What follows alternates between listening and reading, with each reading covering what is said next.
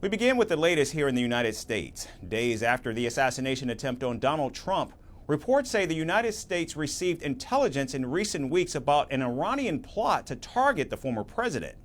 Now, according to the report, Secret Service shared details of an increased threat with the Trump campaign. The White House, however, says there was no indications that the 20-year-old Thomas Matthew Crooks, the suspected shooter, had any foreign or domestic accomplices. Meanwhile, Iran has called these allegations malicious. Here's our report with details.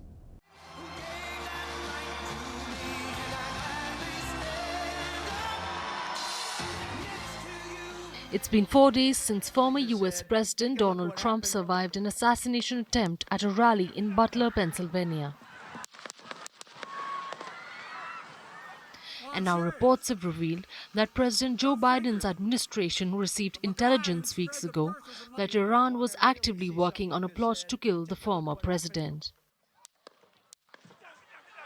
Reports say that the U.S. government gathered information from various sources, including a human source, on threats from Tehran that are linked to physical acts of violence against Trump. The information was also conveyed to the U.S. Secret Service and the Trump campaign, following which protection for Donald Trump was boosted further in June. This included additional counter-assault and counter-sniper agents, robotic dogs and drones. The Secret Service also reportedly warned the Trump campaign against holding outdoor rallies that could pose greater risks. However, the Trump campaign claims that the Secret Service mentioned the threat in passing and it was not made aware of any specific threats from an Iranian individual or a group. Now, the White House says there is no indication that 20-year-old Thomas Matthew Crooks, who tried to assassinate Donald Trump in Saturday's event, was connected to the Iranian plot in any way. However, the latest revelations do raise new questions about security lapses at Trump's rally and how the shooter managed to come close enough to the Republican presidential nominee to fire shots and injure his right ear. It is worth noting that this is not the first time intelligence about Iran's plot against Trump has come up. The White House National Security Council says the U.S. security officials had been tracking such threats for years.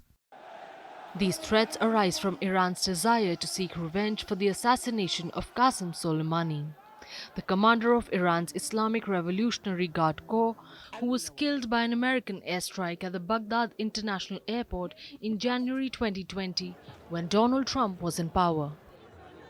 However, Iran has dismissed the allegations of an assassination plot against Trump. Tehran has called these accusations unsubstantiated and malicious. The Iranian mission at the United Nations says that Donald Trump is a criminal who must be punished in a court of law. And Iran's acting foreign minister Ali Bagheri Kani says Tehran will only resort to Iranian and international legal and judicial procedures. Not only Donald Trump, but his former senior officials have also been allegedly targeted by Iran, and they have had tight security since leaving the government. These officials include former National Security Advisor John Bolton, former Secretary of State Mike Pompeo, and former Iran envoy Brian Hook. All of them were in office when the Trump administration carried out a drone strike that killed Soleimani.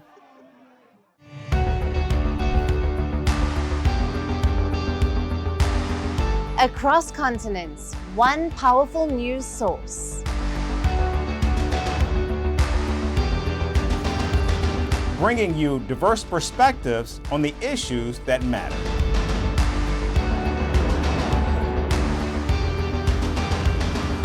We go beyond the boundaries to give you that little extra about every sporting moment.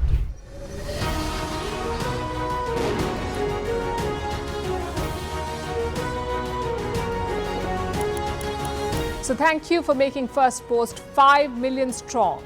We're counting on your support, and you can trust us to bring you the news unfiltered and unvarnished.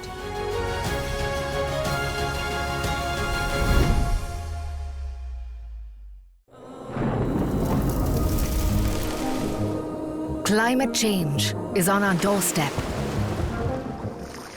It's time for a revolution to take root.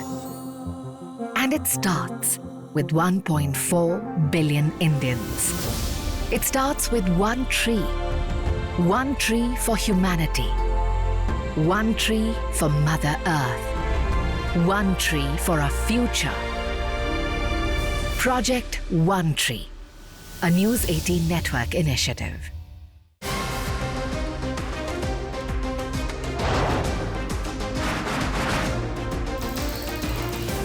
On this today, the T20 World Cup bandwagon has moved across to the West Indies. What can you expect from this? Hello, I'm Alison Green, coming to you from Durban, South Africa.